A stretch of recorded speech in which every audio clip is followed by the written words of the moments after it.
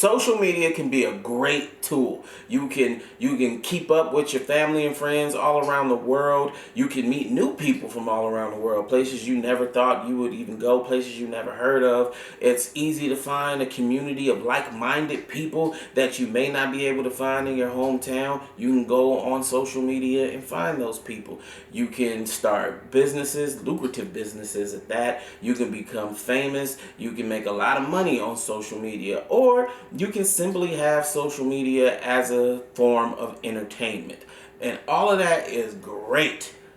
But with that being said, I hate social media. I know that's weird coming from me because that's how I made a living for about 10 years. But yeah, I hate social media.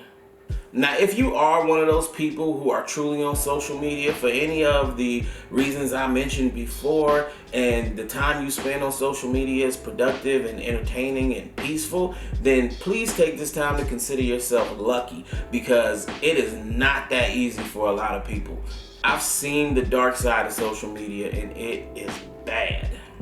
I've watched confident people become ridiculously insecure. I've seen young women transform themselves into somebody that they hate just to keep up with other women. I've watched young men give away their dignity. I've seen people truly develop what I like to call an attention addiction. And that's scary, because I see once you get hooked on attention, you cannot get enough. That's probably a whole nother video in itself, so I'm gonna leave that alone for now. But I've seen people go from happy and optimistic to bitter and jaded. I even sat and watched people close to me develop serious mental health issues, all based around likes and followers and comments and their perception of other people or other people's perception of them on social media. And the sad part is, you all seen it too. Like, you've all seen that one girl who only seems to post pictures and videos of her body. She's in a bikini here, she's in her underwear there, seems to never have clothes on. But what a lot of you don't realize is that girl is posting those pictures because the small ego boost she gets from the likes and the comments is the only thing that helps curb her depression for that small moment in time.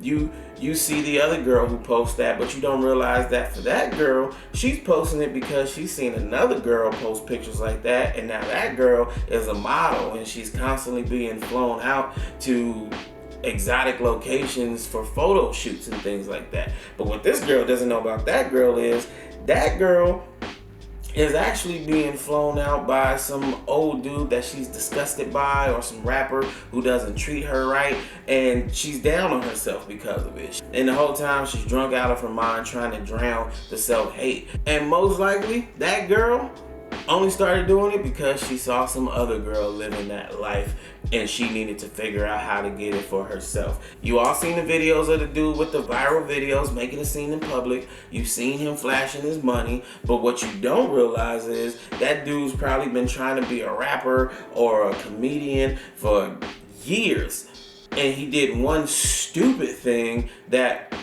accidentally blew up.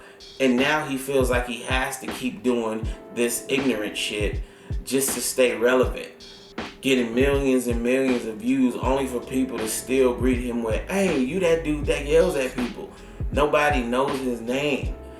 You see the money, but what you don't see is that he has to show you the money because he knows nobody takes him serious.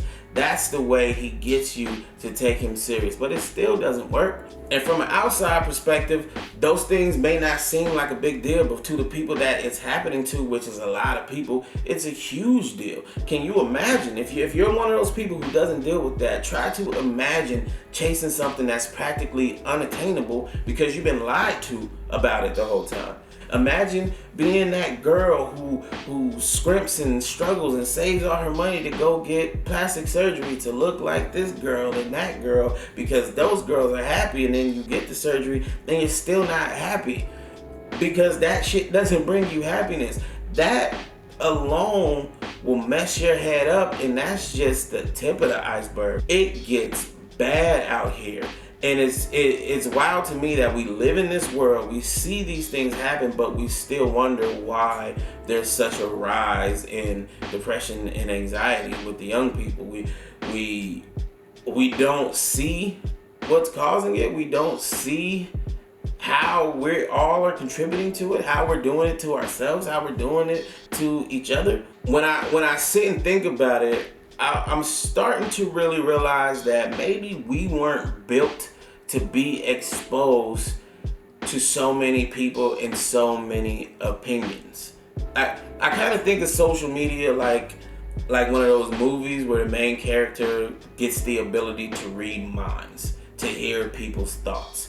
It's great to hear your significant other's thoughts, so now you become the perfect person in the relationship. You do everything right. All that shit's amazing. But there's always that scene in the movie where they can't control what thoughts they hear, where they're hearing everybody's thoughts at once, and it just becomes overwhelming because they don't know how to control the ability. And that's how I feel social media is. I feel like if we can't control it, it can really crush you.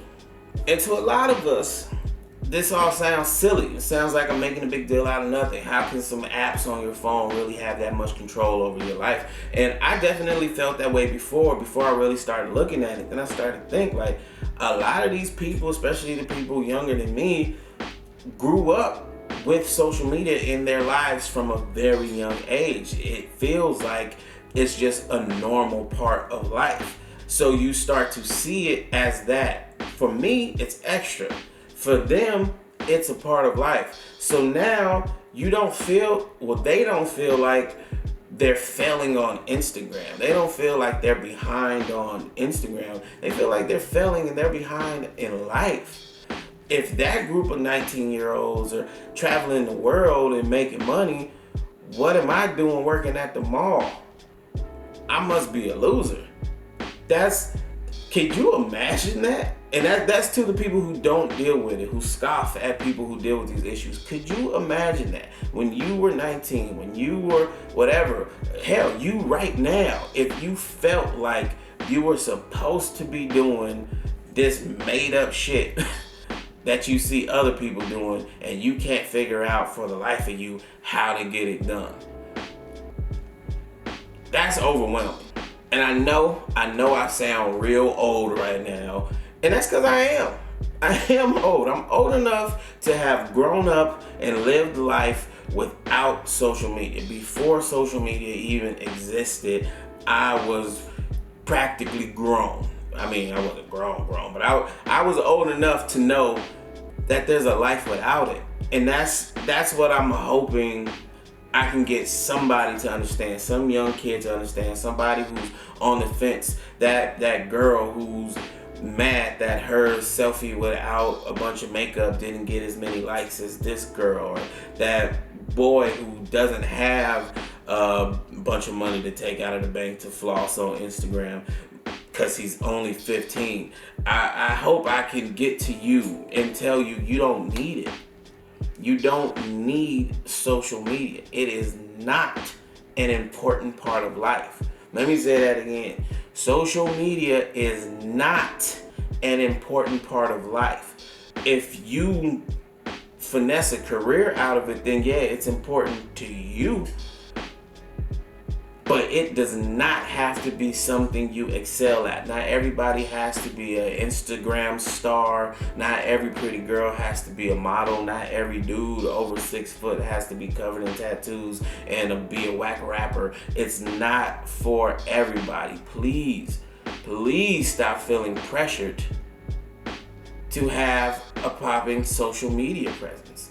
The amount of young people who I hear say their goal in life is to be on YouTube or just to be famous with no method, with no talent, no skill, nothing you want to be famous for, you just want to be famous. There's nothing wrong with a normal, regular career. You do not need social media. So I'll leave y'all with this. If you're on social media and you're doing something productive with it, like running your business or some type of way of making money, if you're on there and you're just looking at entertaining videos or pictures and no drama comes from social media for you, great, live it up. But if you're one of those people who get on social media and end up feeling more bad than good, If social media makes you feel inadequate, insecure at all, get off it. You don't need it. As much as I blame social media for everything in this video, the most important thing I want anybody to take away from it is you control what you ingest. Social media may be a terrible place, but you decide whether you be on it or not. Hopefully that helps somebody. Yes, there's a ton of arguments against what I'm saying. Yes, it seemed completely negative, and there's a lot more positives than what I highlighted from social media. And I understand that. If you are in that world, this video wasn't for you. This is for the people that were struggling. I hope I helped you. Yeah, I haven't done this in a long time. I forgot what I say at the end, but I'm out. Peace.